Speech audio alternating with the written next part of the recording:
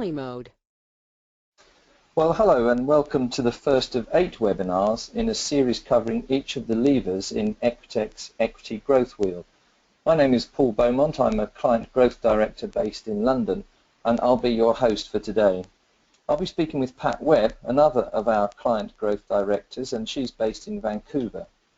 I'll be asking her to give you some insights into what you need to know to attract the right clients for your services and at the same time the right type of acquirer for buying your firm. It'll take us about 20 minutes, and then in the last 10 or so I'll be putting your questions to her. So please post your questions throughout the talk using the control panel on the right hand side of the screen. You'll see that the question box appears towards the bottom. So Pat, perhaps you could begin by telling us what is the most important message about the market proposition lever. Hi Paul, hello everyone. Well, if you can only remember one thing, please remember this. Your firm has to be able to answer that question, why should I buy from you? A prospect can buy from you or your competition, so why should they buy from you? You know, how well your firm answers that question not only influences your sales and profits, but your equity value, what a buyer would be prepared to pay for your firm. That's what this lever is all about. Whether and to what extent does your unique value proposition, or UVP, answer that question, why should I buy from you? Methodologies, approaches, even very talented consultants, all that falls into the proposition element of a unique value proposition. That's what you do. But nobody really cares about that unless they understand how it benefits them. Now, the implication of this is that you have to go through sweaty work. It's difficult to discover, to debate, to communicate, both externally and internally, the benefits, the results, the value element in your UVP. So the one thing to remember about the value proposition lever, Paul, well, to attract the right clients and buyers, it depends on how well you answer that question, why should I buy from you? Great, thank you, Pat. I wonder if we can put that into context then. The picture that you can see now shows the Equitec 8 levers of equity value. It represents one of our proprietary benchmarking tools, which we've used in our M&A advisory work with almost 400 firms now. And it simulates how a buyer, how an acquirer of your company will evaluate the firm. The principles of equity growth and valuation in professional services firms are not always well understood by owners, or for that matter by most M&A brokers. And as owners, understanding these levers of equity growth is the most important route to building sales and profit and equity value. This is the way to unlock significant personal wealth at a future liquidity event. Now, a buyer who's interested in acquiring your firm will comb through your operations to establish the level of risk associated with buying you. He'll want to know if he's going to get a good enough return on his investment. And our benchmarking tool, which sits behind this wheel, asks all of the operational questions a buyer would be interested in, and it identifies those risks a buyer would find if he were to do exactly that. The tool allows us to analyze the answers and produce a prioritized set of actions that you can take to mitigate those risks and enhance the value of your firm. So that's a quick overview of the equity growth wheel. Can you give us now a specific look at the market proposition lever, Pat? Sure, Paul. Let me build on the message I started with, that the unique value proposition has to answer the question, why should I buy from you? Now, I'd like to illustrate with a quick story. You, as listeners, have already worked out, although I live in Vancouver, I'm a transplanted Scot, so I like a quick story. And my story here is that we have lots of young MBAs in our firm, and in most consulting firms they're referred to as green beans, maybe because they slice and dice so much data. Well, in Equitec we have a fantastic group of green beans, and I'm very conscious they're carrying lots of student debt to pay off those shiny new MBAs. So I try to help them out with some cold, hard cash. And I do that by getting them all together in a meeting when I start work with a new client, and I try and familiarize them with the work we're going to do. And I start by looking at the client's website, and I offer a quid, a couple of bucks, if just by looking at the client's website, they can tell me in less than 60 seconds why should a prospect buy from them. Now, I love our green beans and I want to help them out, so I really regret that it's a rare event that I have to pay up. Most of the time, they're forced to admit defeat, and the best they can come up with is that the firm offers something to do with IT services or leadership development or strategy, but a depressing number of times they say they're just bewildered. I give them 60 seconds. According to HubSpot, 55% of visitors spend less than 15 seconds on your website. A prospect wants clear evidence of the sector you're in, that you understand their problems, that the clients you work with include their kind of organization, and the all-important expectation of the ways they could benefit from using your services. In what way will their business be improved? Is it more sales, lower costs, faster cycle time, bigger market share? You need to spell it out, because in less than 15 seconds, they're gone. Same thing when you take your firm to market. After financial stability, buyers are looking for deep domain expertise. They're looking for unique and leverageable IP, and they want to find firms that are highly differentiated. The reason they care about this is that the more unique, compelling, and targeted your value proposition, the better you can demonstrate that your firm can win more market attention than your competitors. The more value you deliver, the higher your fees. For a buyer, if you're in that ugly Me Too zone, and that's especially true when you just sell competencies rather than the benefits, then the risk to future profits is higher because you have to fight harder for business to maintain your market share. Now, if you remember, I mentioned right at the beginning that leadership teams have to go through the work to discover, debate, and communicate, both externally and internally, the value element in their UVP. Let me unpack what I mean about doing the internal work. Quality firms with a strong, unique value proposition have robust processes around things like market research, competitor analysis, and win-loss reviews. It also means that they've the internal processes to deliver what the client expects. Now, we'll talk more about this in the coming webinars, but it means the IP is codified, the sales and marketing pipelines managed, the account plans are in place, the bench strength is matched to demand. Having a clear value proposition is a lot more than just hype on your website. It helps you attract and retain the clients you seek, and it helps you stand out in the crowd when a buyer's hunting for a firm just like yours. So Pat, can you explain then exactly how UVP helps you stand out from the crowd? I mean, it seems really obvious. Why is it so hard to do? Yeah, it is hard to do, and let me give you some examples. Let me first start by drawing your attention to the headline on this slide. Your UVP informs all your marketing and your website's the premier shop window. Now, before I get into the examples, I just want to tell you another quick story, which is to introduce the difference between inbound and outbound marketing.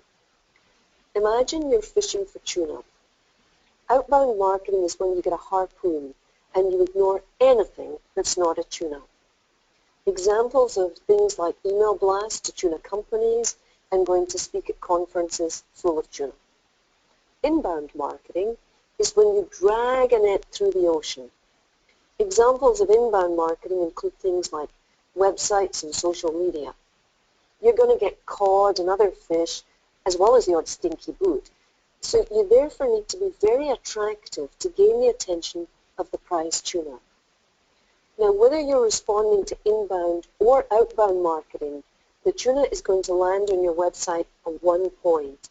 So that's why I'm going to give you some examples of strong and weak UVPs from websites. Oh, and just before I do that, there's the usual disclaimer that these are amalgams. They're not accurate reflections of any persons living or dead, just in case you think you recognize your firm. So on the left, the first example, we add value to your IT strategic planning to create a tailored solution for your needs. Now, remembering that most prospects and potential buyers are looking for firms who are differentiated, so not me too kind of firms, it's hard to know how this firm's unique. The other three examples on the left share a very common problem. It talks about what they do. It's basically a laundry list of competencies. It doesn't highlight the way in which prospects' organizations would be improved. What are the results, the benefits, the value of using those competencies? Now, by comparison, the firms on the right spell out what the benefits are, as well as articulating their proposition. The last example on the right is particularly strong. Using our marketing automation and analytics solution, we help organizations gain real-time intelligence, and they list typical results. Yeah, Pat, I can see how you would quantify benefits if you're a firm that provides a very technical offering, like the one you've just mentioned on the right-hand side. But it's not always that easy, is it? I mean, how, for example, do you calculate value in say, a human capital consultancy? Yeah, in many ways, it's more of an issue, Paul. I work in the human capital sector a lot, and often owners talk to me about the struggle to articulate measurable benefits. How do you measure the value of executive coaching or organizational design services or training? Well, like many people, I'm a big fan of Jim Collins, you know, who wrote Good to Great.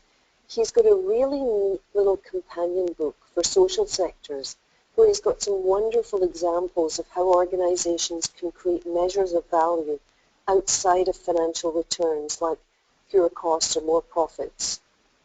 And here's a great example. He talks about the Cleveland Orchestra, which in 1987 was facing deficits, a small and stagnant endowment, and it was operating in a struggling economy. Not a good space. So they attracted a guy called Tom Morris as their executive director, and they asked him to make a great orchestra even greater, defined by artistic excellence.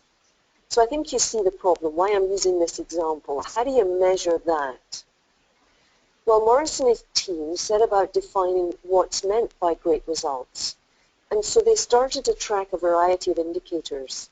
Were they getting more standing ovations? Were they invited to the most prestigious festivals in Europe? Did composers increasingly seek to have their work debuted at Cleveland? Under Tom Morris's leadership, the orchestra tripled their endowment and funded a remodel of Severance Hall into one of the best music halls anywhere. So in your firm, as I mentioned at the beginning, do the sweaty work, do the work to find metrics which you can use to measure the impact of using your services. The consulting approach typically begins with some kind of baseline, a diagnostic of where your client is now. Based on that, you produce a plan for remediation and often implementation services too. So just like the Cleveland Orchestra, find appropriate measures. For the example, in a firm in the human capital space, maybe you could assess how quickly executives are promoted, or what level of confidence does the board have in their ability to lead, or what level of engagement do they produce in their direct reports. Measure the baseline, measure the improvement, and then communicate it. That's the value component of the UVP. Excellent, thank you, Pat. So tell us now, how do you actually go about creating a UVP? Well, a compelling value proposition contains three essential elements. And I just want to be really clear here, Paul. This isn't just about websites.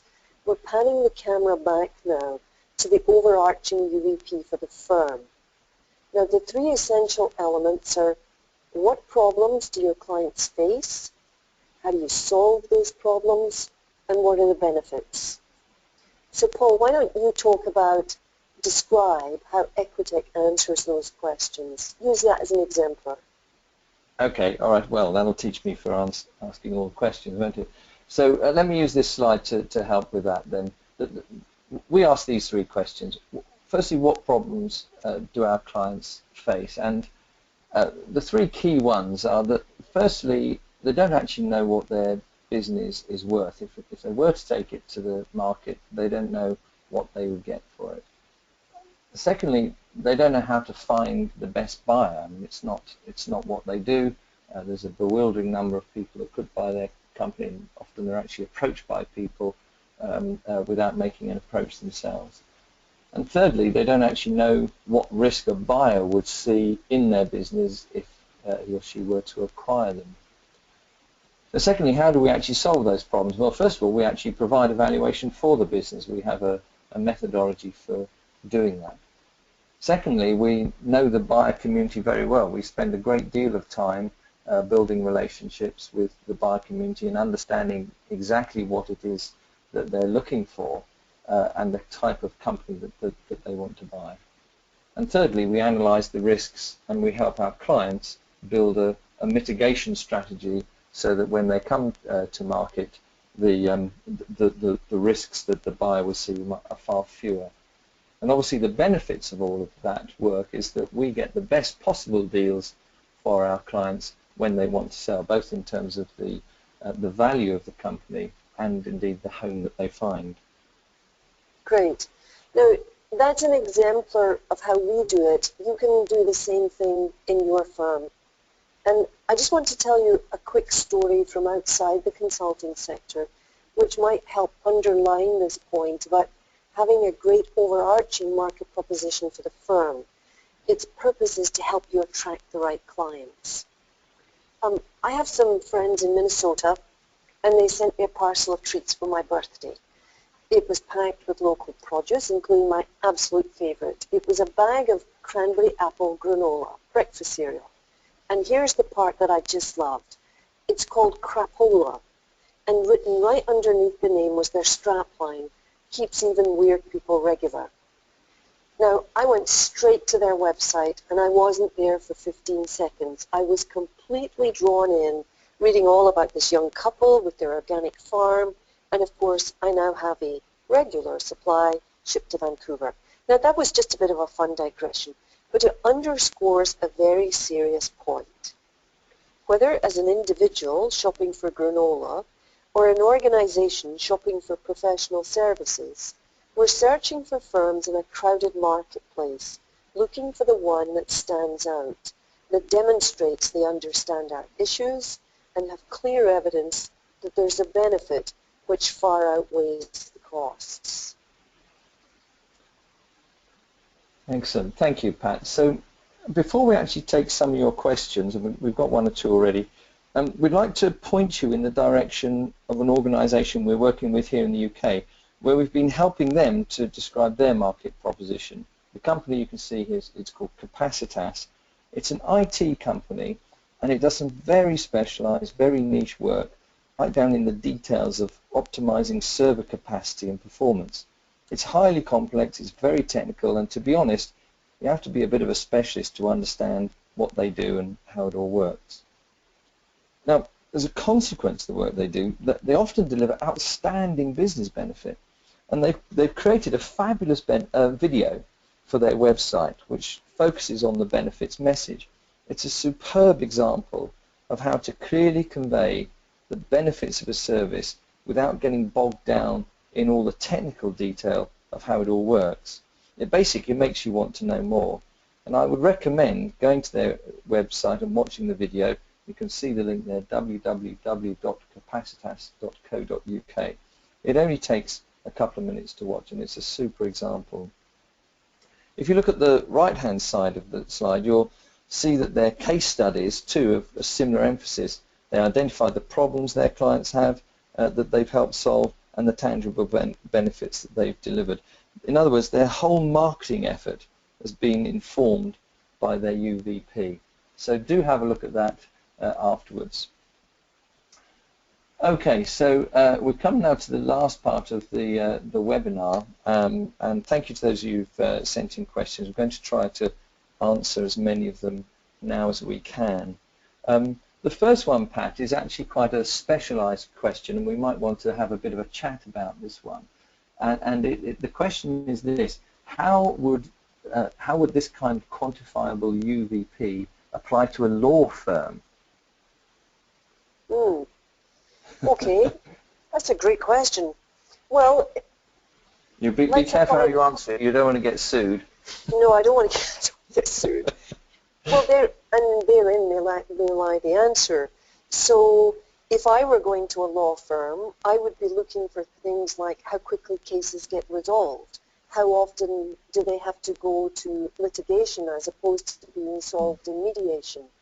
I would be interested in whether their domain expertise meant that they understand my issues more acutely than other people. So maybe I would be looking for metrics around, here's an example off the top of my head. Say you operate with clients that worry about the marine industry. Who knows why that came into my head? But if you said, we deal with 10 of the top firms who operate in the shipping industry, so find ways to ensure that you are unique, that it separates you from the crowd. Yeah. Any Yeah. thoughts to add to that, Yes. Paul? No, well, I think. Well, let me give you a couple of my thoughts, and then maybe you could just broaden that out away from just law, Pat. To what if the service the consultancy offers isn't really that unique? How do you create a UVP? I mean, my immediate thoughts on the law firm, just to add to what you said, I think certainly specialization is one way in which you can identify your uniqueness. Maybe the way you charge fees, maybe if it's pro bono, that might be a way of distinguishing yourself. Geographic focus is another one. Reputation, certainly. We specialize in cases of this type, and we than anybody else in the business. And even size, can be an advantage either way. We're the biggest in the area, or in fact we're the most flexible. You can even make a virtue out of being small. But perhaps it might be slightly more helpful, Pat, if you could just broaden that out into the wider question. If your service isn't really that unique, how do you create the U in the UVP? Yeah. If this comes up a lot, particularly if you have services that are industry agnostic, for example. So let's go back to the basic question that we started with. Why should I buy from you? The burden is on you to persuade the client that his needs can't be satisfied by your competition. So maybe you can focus on a particular niche which is bounded by industry sector or geography, as you mentioned, Paul. Maybe when it is agnostic, you can look at particular types of challenges. We are experts with innovation, bringing innovation to firms, or change management to firms, or conflict resolution. Maybe you're a training firm, you have a unique way of designing curriculums.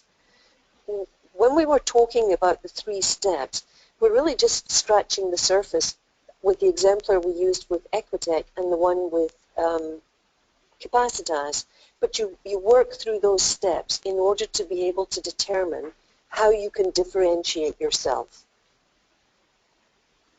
A buyer's last thought there, from the buyer's perspective, Paul, it matters not just from a client potentially buying your services, but a buyer is looking for a highly differentiated firm because they want to see that by acquiring your range of services and offerings, they can add to their own, so 1 and 1 makes 3. So you have to differentiate in both spaces. Okay, great. Thank you, Pat. Okay, Pat's second question then is, you said that we should emphasize the benefits we deliver, but isn't it just as important to demonstrate our technical competence? Yeah, another great question. You have to emphasize the benefits first, then provide reassurance by describing your competence. Sooner or later, you're going to have to describe and demonstrate your technical competence to assure the client, but you have to be careful that's not all you talk about, and it's not what you talk about first. Excellent, great. Pat, I think we've probably got time just for one more, actually, if I may. And this question is, should we have a unique value proposition for each service offering, or just one for the whole company? Both. First of all, you need to have an overarching UVP for your firm. Then you need one for each service offering. This is because there's a process of attracting and nurturing and converting prospects, and that moves from the broader lens of the firm and zooms in on the individual service offering. So you need both. Great. Okay, Pat, thank you. Our time's almost up. Okay, let me squeeze in one last thought, if I may. For anyone who's interested in doing some homework in your firm on the market proposition, here's some things we'd encourage you to do. What do you need to start? Well, can you explain in 3 jargon-free sentences what you do and the benefits that you deliver? And when I say jargon-free sentences, sit down with your kids or your mom or your green beans if you have them and see if you can explain it and make sure that it's clear what the benefits are. Things we'd encourage you to stop doing. It's related to that previous question, so thank you for that question. Stop putting your technical expertise at the start of your sales messages. And continue creating content which showcases the benefits of your services. Videos like the Capacitas one, articles, case studies, all the things that you need to do which showcase the benefits of your services. And we've tried to show you with the exemplar within our own firm and Capacitas some examples of how you might do that. Okay, thank you, Pat. That really is all we have time for. So thank you, everybody, for listening and for tuning in. We hope you'll join us again at the same time next week when our colleague Shant Uremian will be looking at the second of the 8 levers, which is called Sales and Profit Growth. If you haven't registered yet for that website, then you can do so through our website. Meanwhile, this podcast will be available with sending you a link so that you can access it again. There's plenty of interesting and useful material on our website, equitech.com, and in our thought leadership program, Equitech Edge. And finally, if you have any questions or comments, then please feel free to contact us. We'd love to hear from you. So thank you again, and goodbye.